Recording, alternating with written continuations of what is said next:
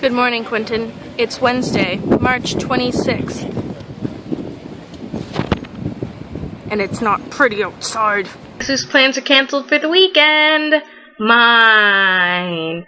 Yeah, the whole thing about wanting to go to Bidwell. Yeah. What am I supposed to do? Stay inside all day and play Pokemon? Yes.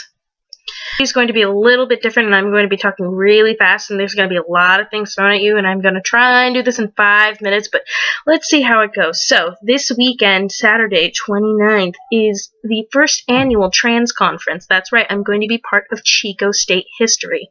As the state slowly approaches, I also come to realize that you and I, well, you know pretty much nothing about being a proper trans ally. I think this is probably because of your lack of exposure, but then again, I remember that you've got a couple of friends that do not exactly identify as cisgender. So, I'm going to teach you how to not be a dickhead to them. Now, of course, I mean, there's always treating people right, but in certain groups you have to treat them a particular way. So, let's go through this. I've got them. Let's begin. Number 1. Understand that you do not get to decide what is cis-sexist or transphobic. I'm going to have the definitions in the description because I don't have enough time to explain it. Anyways, being that you're in a majority group, actually a lot of majority-embodied symbol, that means you get to decide nothing. You don't get to decide what's suppressive because you technically are in the group of the oppressors. Hey, I don't get to decide what's racist or transphobic, so solidarity? Maybe. So this is something you're just going to have to come to terms with. Alright. Number 2, be aware of your language. I know you kind of tend to roll your eyes at monitoring your language. I know you kind of roll your eyes at monitoring your language, but it's really important because what you say, other people hear, and what other people hear tends to make them feel safe or unsafe, so don't say shit that's gonna make you sound stupid. I'll probably have more references for that in the description because I cannot explain all of it today. Number 3, don't make assumptions and generalizations. You cannot usually tell who's transgender or even who's cisgender just by looking at them. And generalizations are also bad for really any group, so I would avoid them at all costs. Number 4, when somebody comes out to you, I think that could be coming out as queer or a survivor of sexual assault, but in this terms, be aware of the discretion, especially when you're trans, because you might not be out to everybody.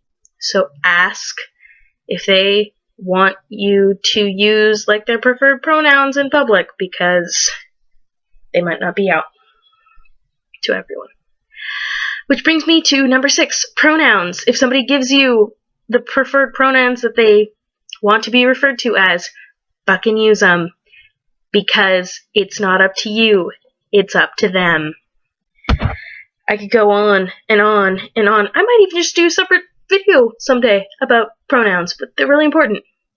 And misgendering somebody on purpose because they're pissing you off is not okay. That is the ultimate sign of being a douche. Number 7. Be aware of your privilege as a cis person. I know this is something also you roll your eyes at, but remember that you aren't aware of your privilege unless you don't have any. So, be grateful that you don't have to walk into a bathroom with fear about getting beat up. Number 8. Don't silence trans people. Don't intrude on their space. A good ally knows when to be somewhere and when to not be somewhere, and when to speak up and when to shut the fuck up. Number 9. It's your job as an ally to educate people. It's not their job, but at the same time, don't speak for trans people because I haven't gone skydiving, so I can't say what that's like. I can't say what being trans is like, so I'm not going to talk about it. And number 10, understand that you're going to fuck up sometimes. Mistakes happen even for the best of us. The important thing is to reflect on them, fix it, move on.